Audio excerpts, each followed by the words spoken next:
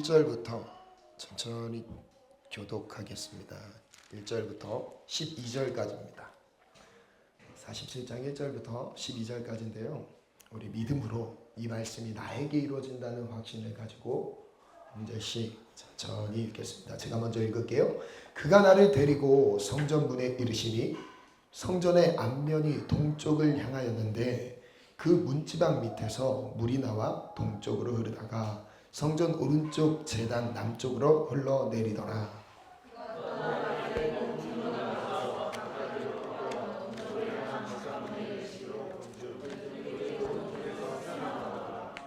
그 사람이 손에 줄을 잡고 동쪽으로 나아가며 천척을 측량한 후에 내게 그 물을 건너게 하시니 물이 발목에 오르더니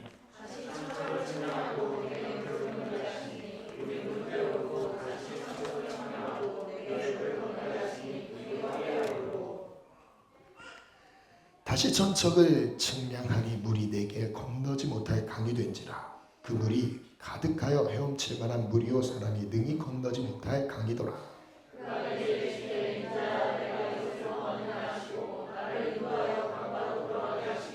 내가 돌아가니 강 좌우편에 나무가 심이 많더라.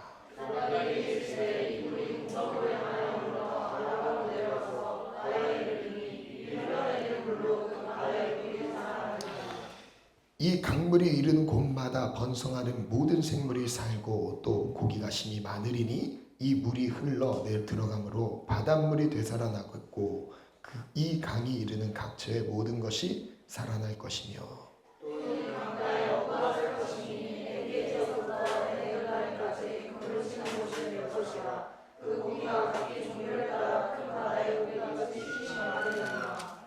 그 진펄과 갯벌은 되살아나지 못하고 소금땅이 될 것이며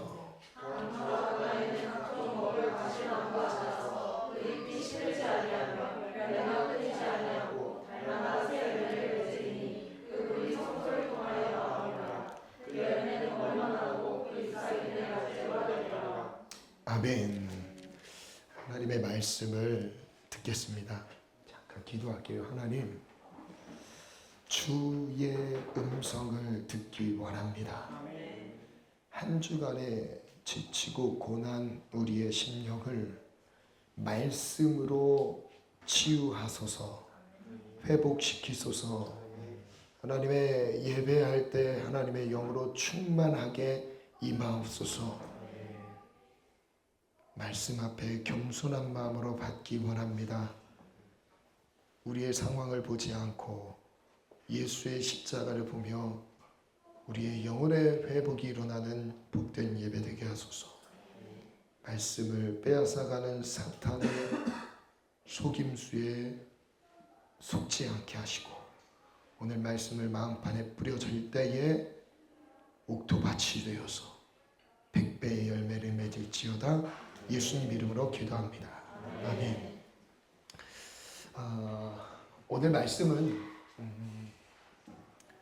제가 한 주간 계속 에스겔의 성전의 환상의 메시지를 새벽 예배부터 쭉 전하고 있습니다. 에스겔의 성전의 환상은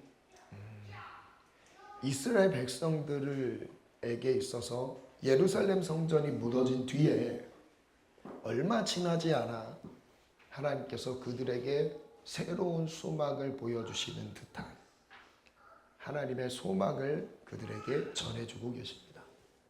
성전은 무너졌어요.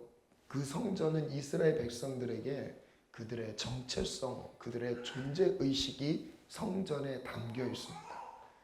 그들이 모든 것을 걸고 따랐던 그 성전은 하나님이 임재하신 곳이고 하나님과의 관계를 상징하는 것이 바로 성전인데 그 예루살렘 성전이 무너져 내렸습니다. 모든 것이 수포로 돌아갔어요. 허탈해요. 허무해요. 좌절과 절망 가운데 놓여진 그들에게 그들은 고국 땅에 있을 수 있는 상황이 아니었습니다. 모든 백성이 포로로 끌려가서 바벨론의 포로 생활을 하게 되었습니다. 이때 하나님이 이스라엘 백성들을 위로하시고 격려하시기 위해 에스겔을 부르셔서 정말 많은 분량의 성전에 관련된 환상을 기록하게 하십니다. 그 성전 환상만, 그 성전에 대한 내용만 40장부터 쭉 기록되고 있습니다. 40장부터 기록된 이 내용이 47장까지 왔습니다. 47장의 성전 환상은 에스겔서의 마지막 결론을 우리에게 주시는 듯한 아주 소망이 그 안에 다 담겨 있다라고 생각하시면 되겠습니다. 그들이 기대하고 있었던 성전은 무너졌지만 하나님은 에스겔을 통해서 새로운 성전을 보여주시면서 이제 그들에게 소망을 이 성전에 둘 것이 아니라 이제 그 소망의 마음을 하나님께 옮기면서 하나님이 보여주신 성전으로 그들의 마음을 옮겨가게 하셨습니다. 자, 오늘은 이 후반절 부분을 나눌 건데요. 핵심적으로 볼 게 6절부터의 말씀입니다. 6절 말씀을 보니까 그간에게 이르시되 인자야 내가 이것을 보았느냐 하시고 나를 인도하여 강가로 돌아가게 하시기로 내가 돌아가니 강 좌우편에 나무가 심히 많았습니다. 그리고 8절 같이 읽어볼까요? 시작.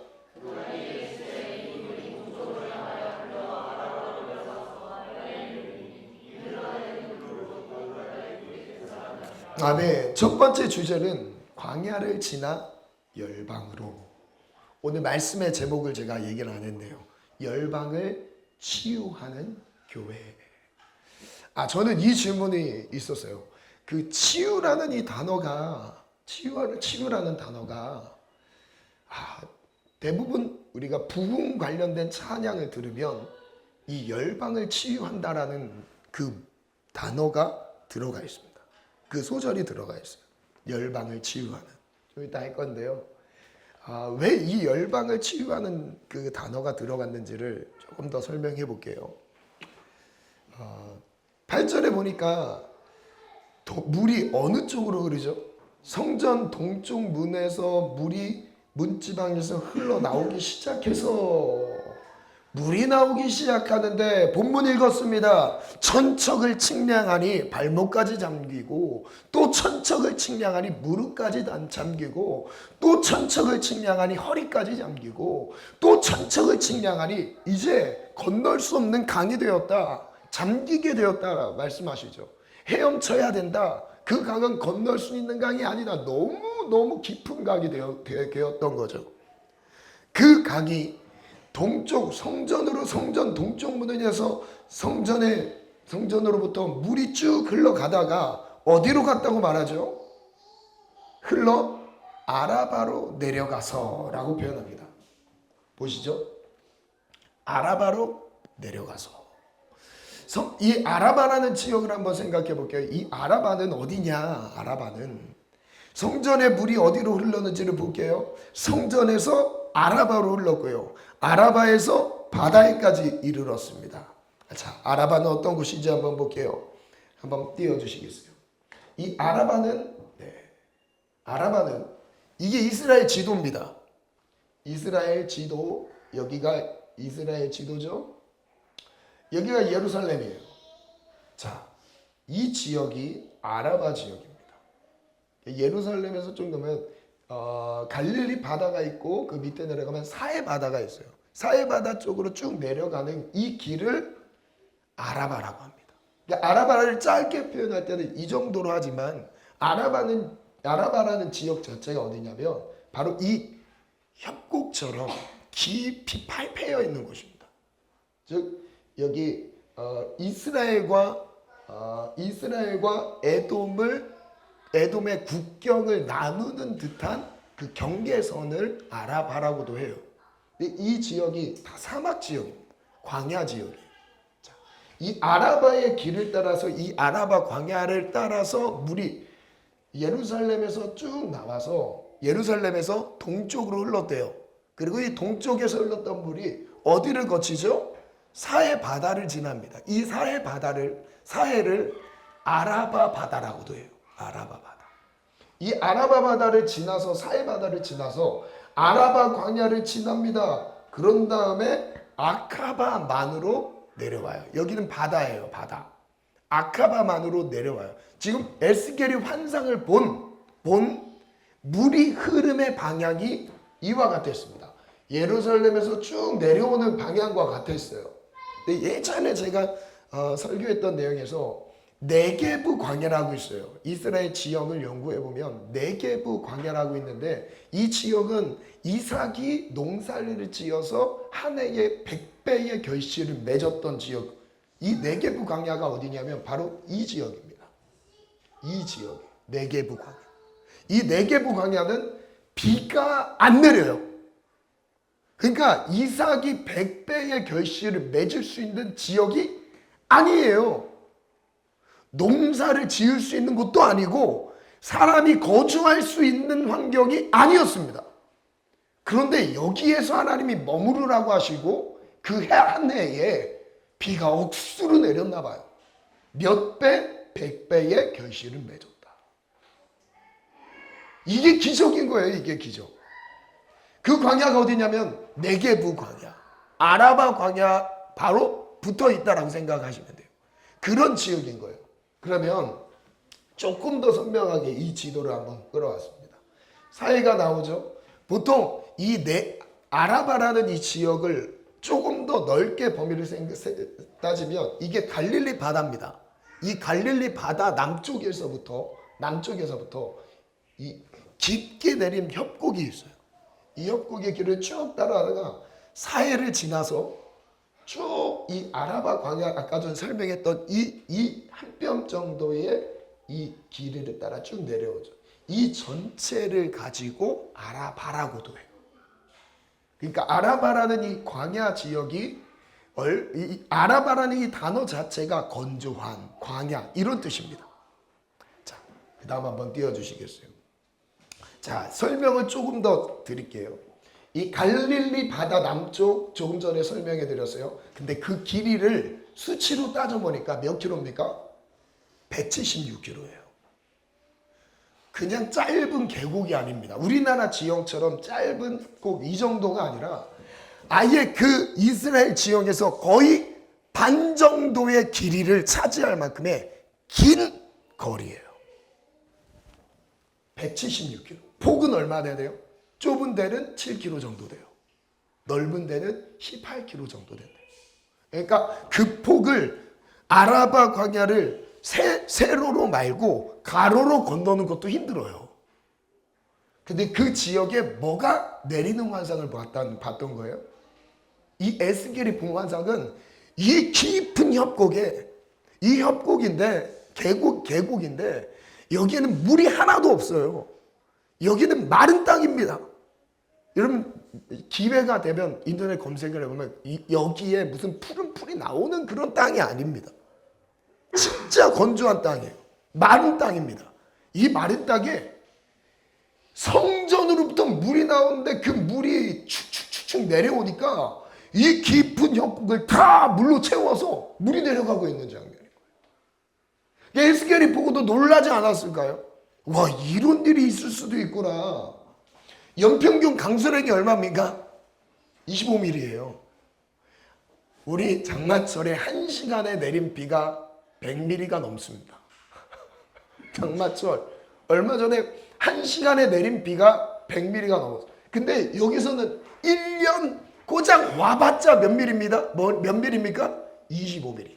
얼만큼 비가 오지 않는 지역인지는 아시겠죠? 우기 때만 잠깐 와요. 지형적인 특징을 볼게요. 우기 때 신광야, 바람광야, 이 협곡을 따졌을 때 이 아라바 광야가 약간 틀어서 이쪽이거든요. 이 왼쪽 편을 신광야와 바람광야라고 합니다. 이 광야의 지형이 높아요. 높습니다. 그러면 비가 내리면 다 이쪽으로 내려오겠죠. 빗물로 홍수를 만들어서 아라바 광야로 내려보낸다. 그래서 아카바만이 아까 전에 나왔어요. 그 바다로 물이 흘러가는 걸 설명한 겁니다. 옆에 위치한 해발 1500m의 에돔 산지, 여기는 해발 1500m의 높이를 가지고 있어요. 물줄기가 아라바 광야로 역시 모이게 되죠. 그리고 흘러갑니다. 그 다음 한번 띄워주시겠어요?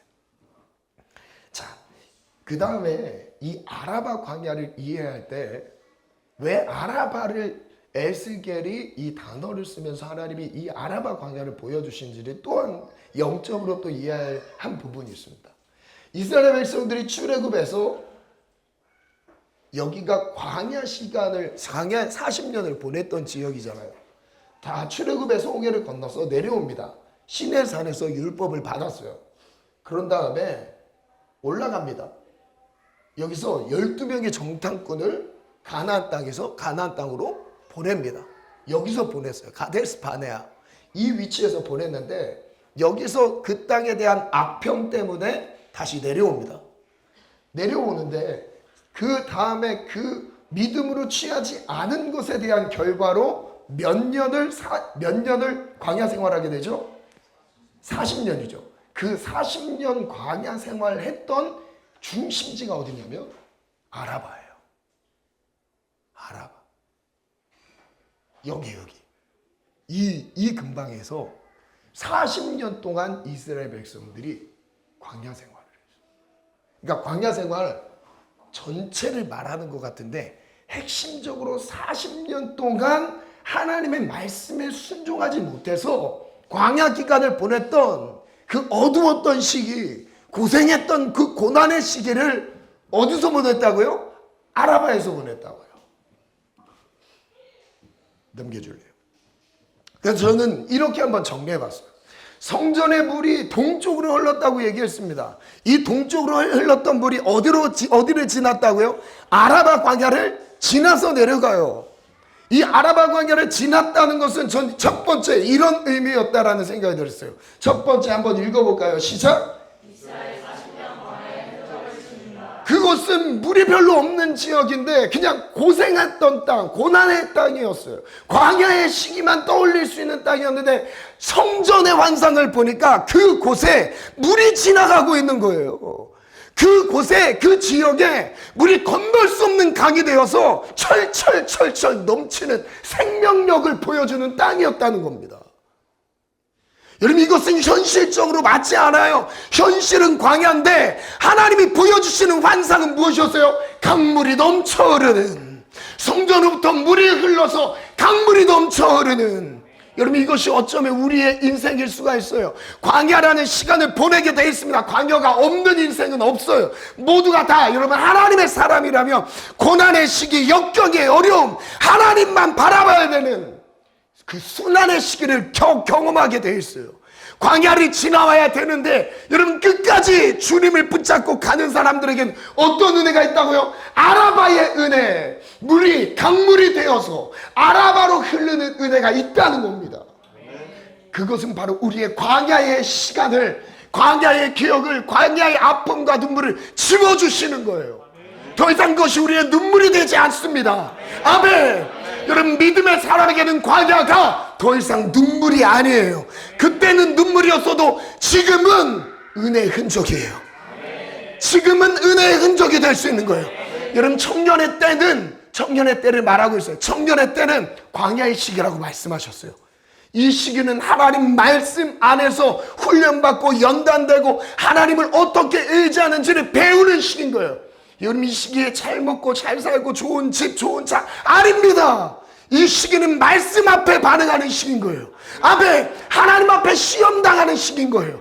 훈련받는 시기인 거예요. 이 시기만큼은 하나님, 내 아무것도 없어도 하나님 한 분으로 즐겁습니다. 내 삶에 아무것도 주어지지 않아도 하나님 한 분만으로 만족합니다. 이 고백이 있을 수 있는 시기, 하나님이 그 무게를 테스트하신다니까. 두 번째 한번 볼까요? 시작. 하나님께서 나무가 심이 많은 상황을 보게 하셨어요. 강이 흐르는데 강줄기 양쪽에 수많은 그루의 나무들이 심겨져 있는 거예요. 저는 이렇게 한번 글에 적어봤습니다. 함께 읽어볼까요? 시작. 이전의 광야가, 아멘. 이전의 광야가, 여러분 지금 고백한 대로 지금의 광야는 될 수 없습니다. 아멘. 여러분 이 광야가 깊고 진한 만큼 더 큰 보상과 상급이 있다는 거 믿으십니까? 여러분 지금 이 땅에서 받는 고난, 예수를 따르면서 당하는 어려움 이후에 비교할 수 없는 영광을 약속해 주셨어요. 오늘 그 영광이 우리의 것이 되기를 원합니다. 아멘. 그 다음 또 읽어볼까요? 시작. 광야의 눈물을 성전의 강물로 씻어 주실 것입니다. 하나님은 지나온 광야에 강물이 흐르게 하실 것이며 나무가 자라게 하실 것입니다. 아멘. 저를 따라 선포합니다. 나의 광야에 강물을 흐르게 하시고 나무가 자라게 하십니다. 믿으십니까? 아멘.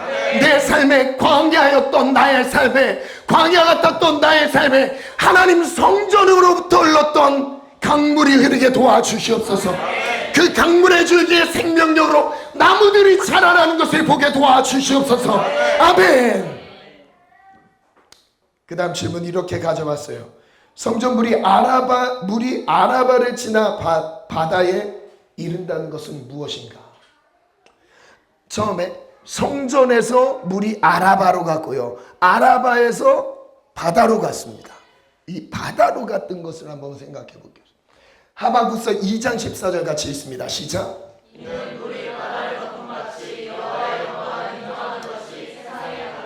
이게 엄청난 문학적인 표현이 하박국서의 이 한 구절에 담겨 있습니다. 말이 맞나요? 물이 바다를 덮은 같이. 물이 바다를 덮은다는 말이 무슨 말이지? 헷갈리잖아요. 바다도 물 아닌가요?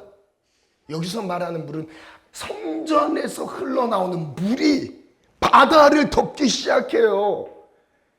바다가 더 넓은 것 같지만 그 바다를 변화시키고 회복시킬 수 있는 성전에서 흘러나오는, 하나님으로부터 흘러나오는 그 물이 바다에 닿기 시작하니까 바다가 회복되기 시작했어요. 여러분, 바다는 열방을 상징합니다. 온 세계를 의미해요. 저를 따라 믿음으로 한번 고백해 볼게요. 물이 바다를 덮었습니다. 이것은 여호와의 영광이 세상의 가득함을 보여줍니다. 여러분, 세상은 뭐냐면 세상의 끝, 온 세상을 의미하는 게 바다예요. 바다 넓잖아요. 거기에 하나님의 말씀인, 하나님의 영광인 물이 덮기 시작하니까 온 세상이 하나님의 영광으로 변화되기 시작하는 거예요. 오늘 그 은혜가 우리 모두에게 있기를 원합니다. 두 번째 한번 보겠습니다. 열방을 치유하는 교회. 세 가지 기적을 나누려고 해요. 열방을 치료하는데 하나님이 어떻게 치료하시는가? 첫 번째 기적은 회복하라. 한번 읽어볼까요? 시작. 회복하라. 무엇을 회복하나? 말씀 읽어볼게요. 시작. 이 강물이 흐르는 곳마다 번성하는 모든 생물이 살고 또 고기와 심이 많으리니 이들에게 들어가므로 바닷물이 살아나겠고 이 강이 흐르는 각처의 모든 것이 살 것이며. 이 한 구절 안에서 반복되는 동사가 있습니다. 살아난다는 거예요. 죽었던 게 다시 살아난다는 거예요. 회복을 의미합니다. 부활을 의미해요. 강물이 이르는 곳마다, 성전에서부터 흐르는 강물이 닿는 곳마다 다 살아난대요. 모든 생물이, 번성하는 모든 생물이 살아날 것이고 물고기가 힘이 많을 거래요. 그리고 이 물이 흘러 들어가므로 바닷물이 어떻게 됩니까? 바닷물도 살아난대요. 바닷물이 살아나고 심지어는 뭐라고 합니까? 다 설명할 수가 없는 거예요. 모든 것이 살아날 것이며 성전의 강물이 닿는 곳마다 살아나는, 회복되는 역사가 있습니다. 오늘 성전에서 흘러나오는 그 강물이 오늘 내 심령 안에 닿기 시작하고 우리 가정에, 우리 일터에, 여러분의 꿈과 비전에 닿기 시작하면요, 죽었던 꿈이 살아나기 시작할 거예요. 침체됐던 가정의 영적인 뿌리들이 살아나기 시작할 거예요. 여러분들이 향한 하나님의 꿈과 비전의 계획들이 살아날 것입니다. 아멘. 기대하십시오. 강물이 닿기만 하면 되는 거예요. 성전에서 흐르는 강물이 닿는 곳마다 소생되는 역사가 일어난다는 거예요. 이게 첫 번째 기적. 두 번째 기적 볼까요? 한번 정리해 봤어요. 한번 1번 갑니다. 시작. 아멘. 두 번째. 세 번째. 네 번째. 이 은혜가 우리 모두에게 있을지어다. 우리 젊음의 교회에게 있을지어다. 저는 기도합니다. 우리 젊음의 교회 안에서 이런 강물이 흘러가게 도와주시옵소서. 우리 교회가 닿는 곳마다 이런 생명의 회복의 역사가 일어날 거예요. 아멘. 죽었던 영혼이 살아나고, 침체됐던 영혼이 일어나고, 병들었던 영혼들이 치유받고, 아멘. 그런 은혜가 있을지어다. 있을지어다. 강물이 닿기만 하면 된다는 거. 아멘. 두 번째 기적입니다. 두 번째 기적은 시작.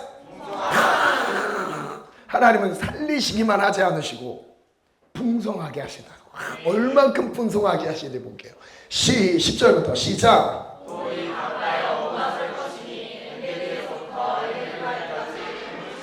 자, 잘 보세요. 이 강가에 여러분 아라바 그 물줄기가 흘렀던 환상을 본 그 지역은 고기를 잡는 지역입니까? 아닙니까? 아니에요, 아니에요. 그런데 주님 뭐라 하세요? 그 물을 치는 곳이 될 것이라. 우와, 저기는 안 돼. 저기는 열매가 없어. 저기는 풍성하지 않아. 그런데 주님이 거기에 그 물을 치는 곳이 될 것이래요. 하나님이 말씀하셨어요. 아멘. 그 다음 또 갑니다. 시작. 그 고기의 상태를 한번 볼게요. 그 고기가 시작. 와, 고기를 보니까 상태도 좋고, 바다에 큰 태평양 같은, 인도양 같은, 대서양 같은 큰 바다에 움직이는 그 물고기들의 떼들처럼 엄청 많을 거래요. 종류별로 엄청 많을 거래요. 그럼 이게 있을 수 있는 일입니까? 그 협곡에, 그 광야 같은 곳에, 물 없는 곳에 하나님이 거기에 고기를 준비해 두셨대요. 여러분, 우리의 인생이 바로 하나님의 강물이 흘러가기 시작하면 이런 기적이, 풍성한 기적이 나타난다는 거죠. 그 다음에 11절은 잠깐 멈추고 12절로 가볼게요. 시작.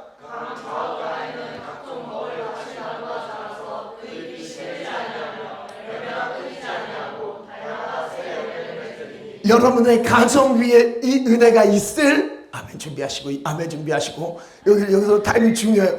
이 은혜가 있을지어다. 아멘, 아멘. 여러분, 큰 고기, 다양한 종류의 많은 고기들이 있을지어다. 이 모든 열매들 달마다 새로운 열매래요. 우와, 달마다 새로운 열매. 이번 달은 귤, 다음 달은 포도. 여러분, 놀랍지 않습니까? 이거 하나님만 하실 수 있는 열매. 여러분, 이 열매가 있을지어다. 여러분, 달마다 열매가 끊이지 않을 뿐더러 달마다 새 열매를 맺으리라. 이전에 맛보지 않았던 새로운 열매가 맺어지는 가정, 그런 일터가 되기를 축원합니다. 여러분들의 비전이 되기를 축원합니다. 여러분이 젊음의 시기는 꿈을 꾸는 시기예요. 꿈 안에서 하나님이 하실 일들을 기대하는 시기입니다. 그 안에서 이 열매들을 기대하는 거예요. 그 풍성함, 하나님 수준의 풍성함이 우리 가운데 있기를 축원합니다. 아멘. 그런데 이 열매가 맺혀지는 풍성함을 주시는 그 기준이 있습니다. 하나님만 의지하여 한번 볼게요. 말씀 띄워주세요. 자, 과실나무의 상태는 어떻습니까? 첫 번째, 두 번째, 세 번째, 할렐루야. 진펄과 갯벌은 다만 살아나지 못할 거라고 말씀하셨어요. 11절에 기록하죠. 진펄과 갯벌은 살아나지 못하리라. 왜 이 부분을 집었는지 아십니까? 진펄이 의미하는 바는 늪이에요. 수렁. 갯벌은 물 웅덩이를 의미합니다. 하나님의 말씀이 닿는 곳마다, 강물이 흐르는 곳마다, 여호와의 영광이 흘러가는 곳마다 다 살아나는데 유독 여기는 살아나지 않는데요. 무엇일까요? 왜 살아나지 않을까요? 전 여기에서 이런 마음이 들었어요. 그 예수님께서 소경을 인도하면 둘 다 구렁텅이에 빠진다라고 얘기를 하죠. 거기서 말하는 소경이 누구죠? 바리새인들이에요. 종교 지도자를 의미합니다. 율법을 의미해요. 그런데 반대로 죄인들이죠. 드러난 죄인. 사람들에게 손가락질 받을 만한 죄인들, 세리와 창녀들, 그 사람들은 먼저 하늘나라에 간다고 약속하셨어요. 참 이상하지 않습니까? 사회생활 하는데 도덕적인 기준을 철저하게 지켰던 사람인데 그들에게는 하나님의 약속이 이루어지지 않았어요. 그런데 오히려 말씀 없이 죄인된 삶을 살았던 사람들에게는 하나님의 은혜의 기회가 주어졌어요. 무엇의 차이죠? 저는 이렇게 생각이 됩니다. 우리 모두가 다 죄인이지만 하나님의 은혜가 필요한 사람들, 그 은혜를 의지하는 사람들은 무조건 살아납니다. 아멘. 무조건 살아나요. 아멘. 그런데 바리새인과 서기관 같은 알고 있지만 그 아는 게 아닌 거예요. 여러분, 삶이 좀 부족해도 괜찮아요. 내가 말씀대로 잘 못 살아도 상관없어요. 괜찮습니다. 지금 그대로 살지 말라는 의미는 아닙니다. 우린 연약해요. 부족해요. 쓰러지고 넘어져요. 근데 진짜 우리를 구원할 수 있는 것은 오직 예수님을 믿음으로, 은혜로 구원받는 거예요. 아멘. 믿음으로 반응할 때 구원이 우리에게 임하는 것입니다. 아멘. 우리의 행위와 노력이 아니에요. 아멘. 우리가 행위로 구원을 만드는 게 아닙니다. 아멘. 그래서 우리는 예수님의 십자가를 의지해서, 누가 십자가를 의지합니까? 누가 예수님이 필요한 고백을 하나님께 드립니까? 누가 예수님이 필요하다고 고백해요? 죄인됨을 깨닫는 자들이죠. 오늘 광야 같은 우리 인생들에게는 그 은혜가 들어가네. 그러나 개펄과 진펄은 살아나지 못하리라. 우리 안에는 개펄과 진펄이 없기를 원합니다. 아멘. 그 다음 말씀 한번 띄워주시겠어요? 한번 읽어볼게요. 시작. 여러분, 열매가 끊이지 않는다라는 것은 바로 이와 같아요. 여호와께서 이와 같이 말씀하시니라. 무릇 사람을 믿으며 육신으로 그의 힘을 삼고 마음이 여호와에게서 떠난 그 사람은 저주를 받을 것이라.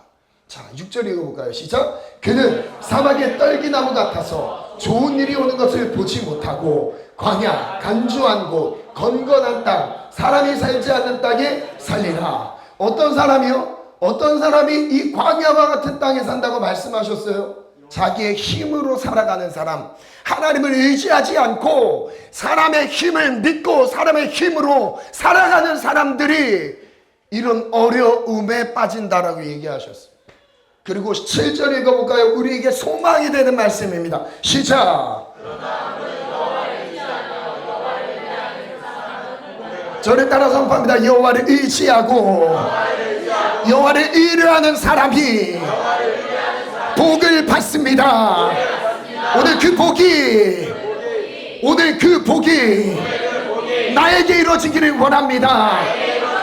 여러분, 제일 큰 복은 무엇이냐? 하나님을 의지하는 상태인 거죠. 하나님을 의뢰하는 것이 복인 거예요. 아멘. 그래서 그 다음에 읽어볼게요. 시작. 그는 물가에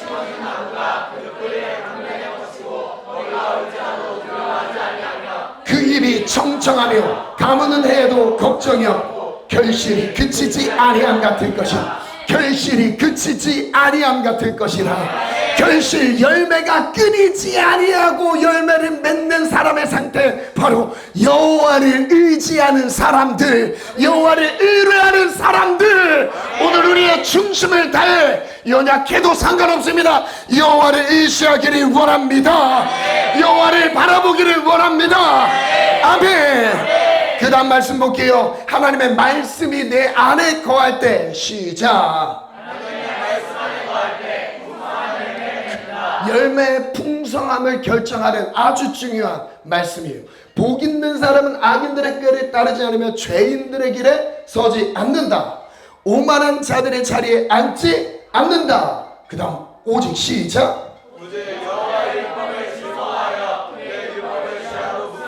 여러분, 복 있는 사람은 누구냐면 하나님의 말씀을 밤낮으로 가까이 하는 사람인 거예요. 하나님의 말씀 안에 거하는 사람들이에요. 그 말씀을 붙잡고 있는 사람들, 그 말씀이 우리를 결실하게 합니다. 믿으십니까? 그래서 3절에 어떤 약속을 주십니까? 말씀을 가진 자에게 주시는 약속이에요. 오늘 이 약속의 말씀, 이 3절의 은혜, 풍성한 열매의 풍성한 크기를 결정하는 그 은혜가 우리 모든 시대들에게 임하기를 축원합니다. 함께 읽습니다. 시작.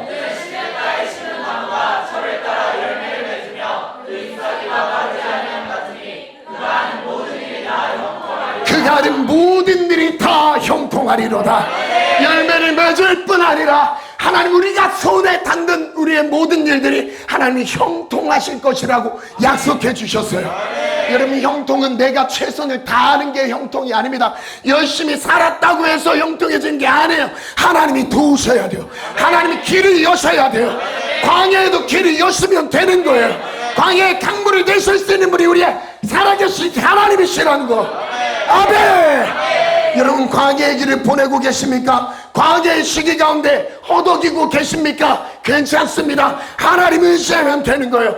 그곳에 하나님의 영광이 임하며 그 영광 안에서 하나님이 열매를 맺게 하시는데 열매가 끊이지 않을 거래요. 여러분, 이 열매가 강물이 닿는 곳마다 끊이지 않을 거래요. 그 열매가 풍성할 거래요. 큰 바다에서 나타나는 고깃대들의 규모가 우리의 삶에서 나타날 거래요. 아멘. 왜냐하면 우리는 우리 안에 하나님의 주시는 성전에 흐르는 그 강물이 흐르기 때문입니다. 여러분, 이것을 믿음으로 취하시키면 됩니다. 이것은 나에게 주시는 말씀인 거예요. 오늘 그 말씀의 축복이 여러분들의 가정과 일터 아래 임하기를 축원합니다. 아멘. 절에 따라 선포합니다. 열매들 하나님을 의지할 때 나타납니다. 하나님을 의지하는 자에게 가는 모든 길을 형통하게 하십니다. 여러분, 이 형통이라는 단어는 군사용어예요. 군사용어라는 말은 앞길의 장애를 뚫고 간다는 의미입니다. 형통이라는 말은 우리 앞에 사단마귀 어둠의 영들이, 악한 영들이 그의 괴계에 의해서 우리의 인생길이 가로막히게 돼 있어. 우리는 막힐 수밖에 없어요. 사단은 우리보다 더 뛰어난 지능으로 우리를 알고 우리 앞에 진을 쳐놓습니다. 장애물을 갖다 놔요. 그러나요. 여기서부터 소망이 되네. 그러나, 저를 따라 선포합니다. 그러나 하나님을 의지하는 자는 어떤 장애에도 막히지 않습니다. 막히지 않습니다. 그가 하는 모든 일이 형통하리로다. 내가 하는 모든 일이 형통하리로다. 아멘. 그러면서 비교하십니다. 아기는 그렇지 않으며 오직 바람에 나는 겨와 같도다.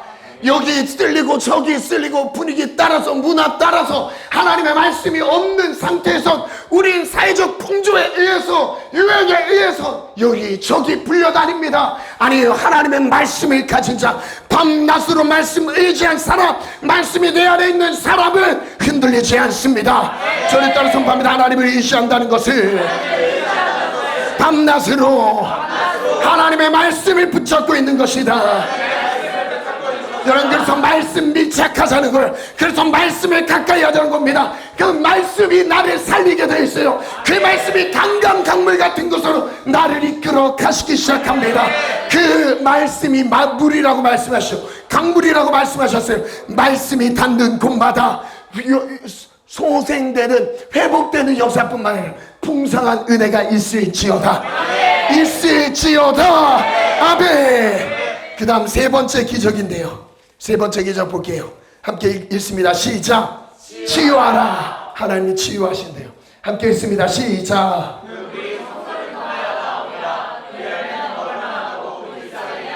와, 열매도 맛있는데 버릴 게 없네요. 잎사귀는 뭐래요? 약재료래요. 버릴 게 없다는 뜻입니다.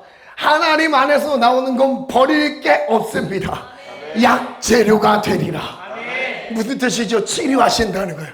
하나님 모든 질병을 치료하신다고 약속해 주셨죠. 제가 지난주인가요? 지지난주 나눴던 말씀 안에서 치유에 대한 말씀을 나눴습니다. 우리 예배의 3대 기적 중에서 중요한 기적, 첫 번째 기적이 바로 무엇입니까? 치유입니다. 치유. 첫 번째 기적 뭐라고요? 치유. 예배 안에 치유가 있어요. 기적, 그 기적이 치유로 나타나요.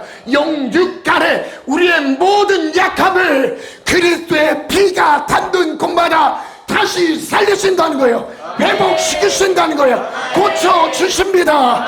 저를 따라 선포합니다. 나를 치료하여 주시옵소서. 우리의 모든 약한 질병을 치료하여 주시옵소서. 나의 생각을 치료하시고 나의 정서적인 문제를 치료하시고 나의 마음을 고치시고 나의 육체의 질병을 치료하여 주시옵소서. 여러분, 이것이 실제 예배 안에서 이루어집니다. 하나님의 영광이 임한 곳에 이루어지게 돼 있어요. 이것은 하나님이 우리에게 약속해 주셨습니다. 약재료가 되리라. 아멘. 그 모든 것이 어디로부터 나타났다고 말씀하십니까? 그 물이 어디에서 나왔다고 강조하십니까? 시작. 성소를 통하여 하나님으로부터 나왔다는 거예요. 하나님의 거룩한 하나님의 영광으로부터 나왔다라고 말씀하십니다. 생명의 근원이 어디입니까? 시작. 그 물이 성소를 통하여 그 다음 함께 있습니다. 시작. 회복과 풍성함 치유의 역사의 근원은 하나님의 영광에 거룩한 성전에서부터 아멘. 저를 따라 선포합니다. 성전으로부터 나오는 물이 우리를 치료하십니다. 우리를 살리십니다. 우리를 열매 맺게 하십니다. 아까 다음에 있습니다. 시작.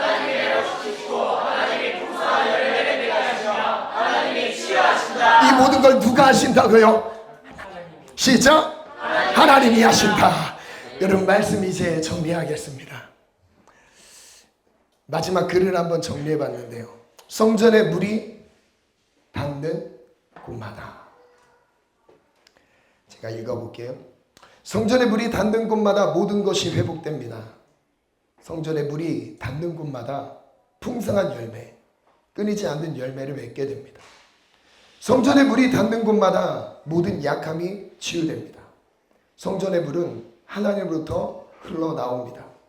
성전의 물은 하나님의 말씀이며 성전의 물은 지금도 흐르고 있습니다. 아라바 광야를 적시듯이 인생의 광야를 강물이 흐르는 골짜기로 채우십니다.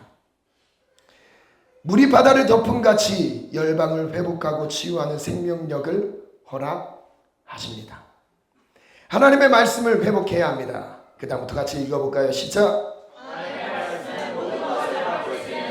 아멘. 여러분, 하나님의 말씀은 우리의 모든 저주를 끊어놓습니다.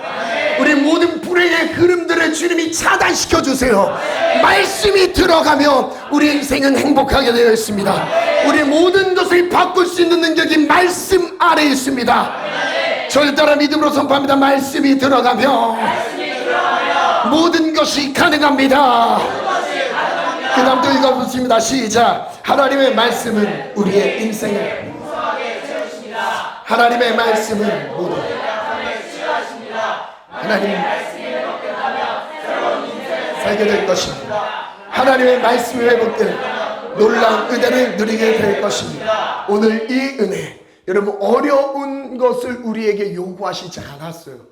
가만 보면 우리가 주님께 어려운 수고를 드려야 주님이 응답하신다라고 뭔가 고행과 수고로 인간의 공로를 생각할 수 있는 방향이 우리에게 언제든지 열려 있습니다. 우리는 은혜를 놓치면 다 인간의 노력, 수고, 최선 그쪽으로 가게 돼 있어요. 그래서 주님이 말씀하세요. 어려운 게 아니다. 말씀만 회복되면 된다. 어려운 게 아니다. 우리 인생 처음부터 다시 살아야 되는 수고 아닙니다. 말씀이 회복되면 다 회복됩니다. 저를 따라 선포합니다. 말씀이 회복되면 모든 것이 회복됩니다. 제가 마지막 복음을 나누고 싶습니다. 반절해 주셔도 좋고요.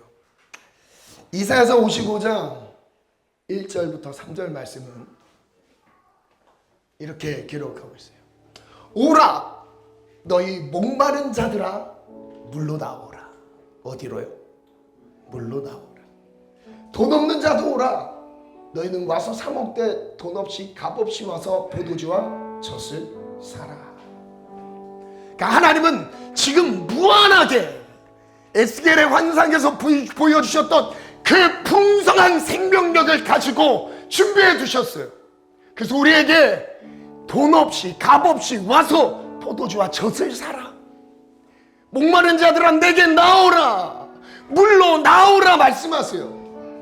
2절 너희가 어찌하여 양식하는 것을 위하여 은을 달아주며 배부르게 하지 못할 것을 위하여 수고하느냐.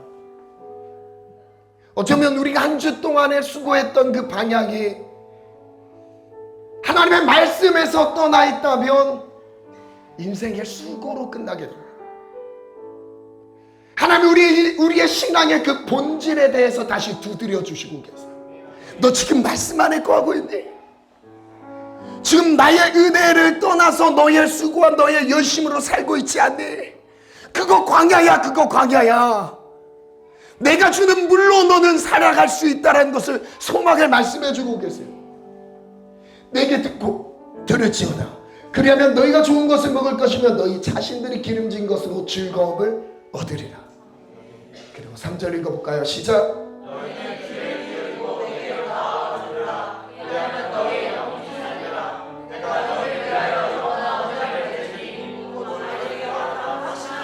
자, 여기에서 우리가 유추할 수 있는 것은 바로 목마른 자들 물로 나오라고 말씀하셨던 내용을 사라졌네요. 아, 배터리가 없습니까? 아주 중요한 타이밍이었는데. 주여, 복음의 메시지가 나올 때 아주 중요한 타이밍이었는데 어떻게 방법이 없을까요? 네. 지금 대체 인력이 뛰었습니다.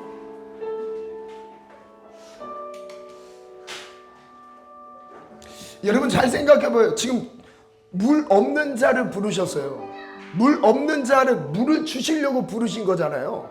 근데 마지막 그 3절에는 그 물 없는 자에 대해서 뭐라고 하십니까? 내 말을 들으라고 말씀했어요. 나의 말씀을 들으라. 그럼 물이 뭡니까? 하나님의 말씀인 거죠. 저를 따라 선포합니다. 물은 하나님의 말씀입니다. 그래서 요한복음 여기 그 다음 넘어가 볼게요. 4장에는 예수께서 말씀하십니다. 이 물을 마시는 자마다 다시 목마르려니와 내가 주는 물을 마시는 자는 영원히 목마르지 아니하리라. 예수님이 우리를 위해 물을 준비해 주셨어요. 영원히 목마르지 않는 가라지 않는 물을 준비해 주셨습니다. 내 주는 물은 그 속에서 영생하도록 솟아나는 물이다 라고 말씀하셨어요.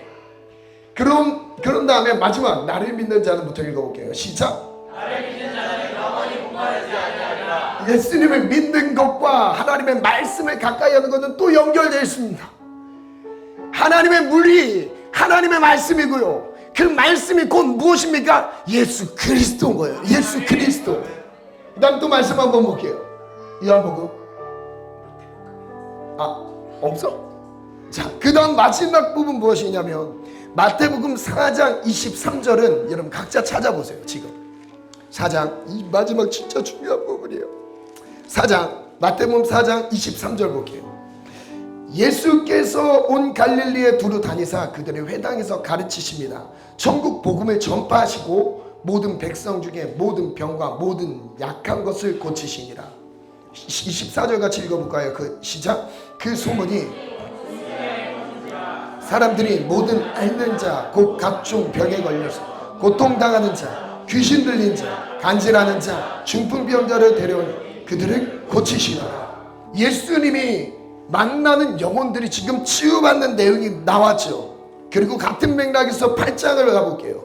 8장 16절 볼게요. 8장 16절 오소서 진리의 성경님으로 가자. 8장 16절 시작. 점을 배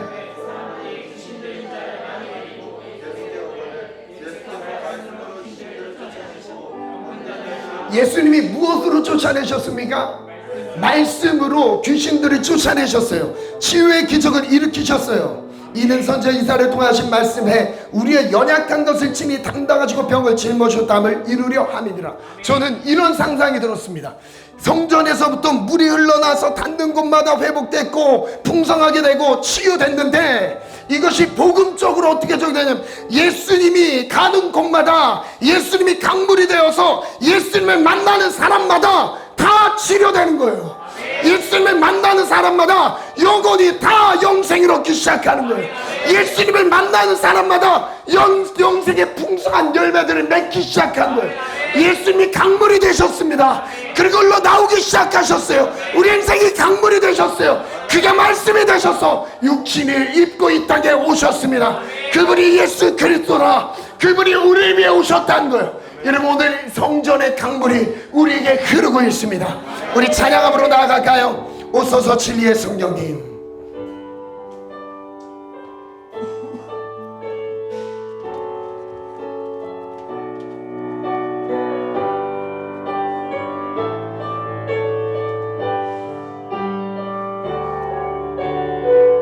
오소서 진리의 성령님,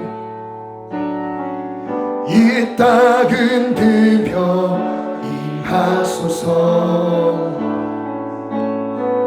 거짓과 타협 죄악에 무너진 우리 가슴 정케 하소서. 오소서 의대의 성령님, 오소서 의대의 성령님, 하늘 가르고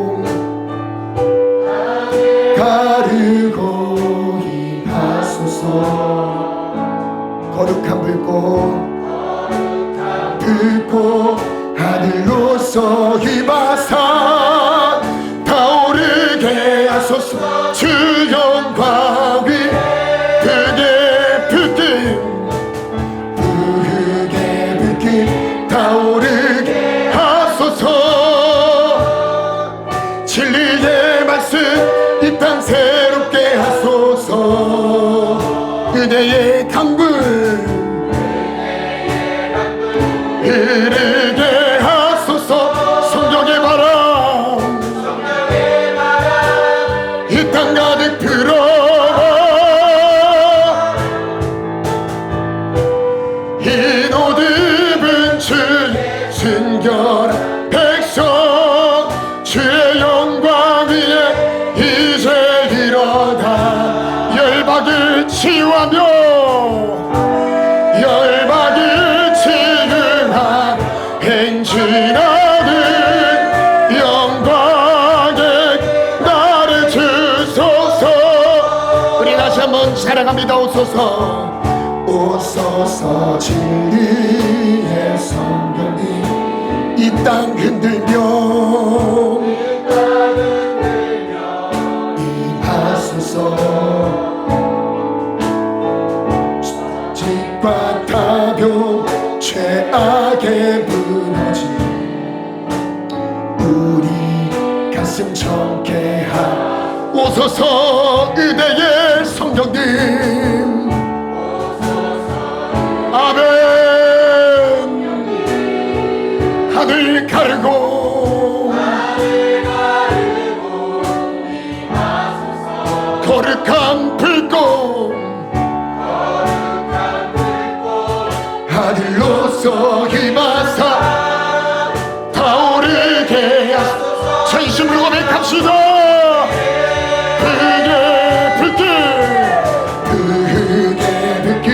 타오르게 하소서. 진리의 말씀이 회복되면 됩니다. 의대의 강물 흐르게 하소서. 성령의 바람 이 땅 가득 불어 흰 옷 입은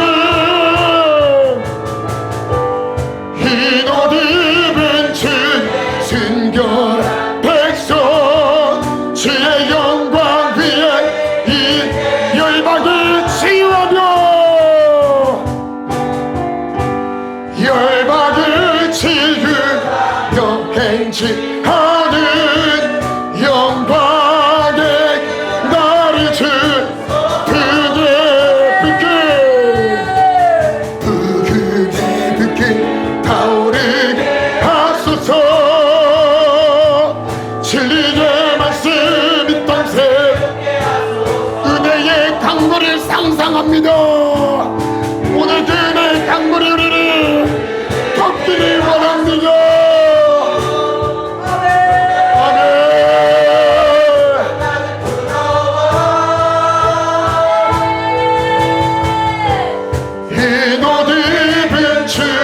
순결한 백성 주의 영광 위에 이제 일어나 열박을 치유하는 자 그런 그대 되기를 원합니다. 영광의 나를 주 열박을 치유하며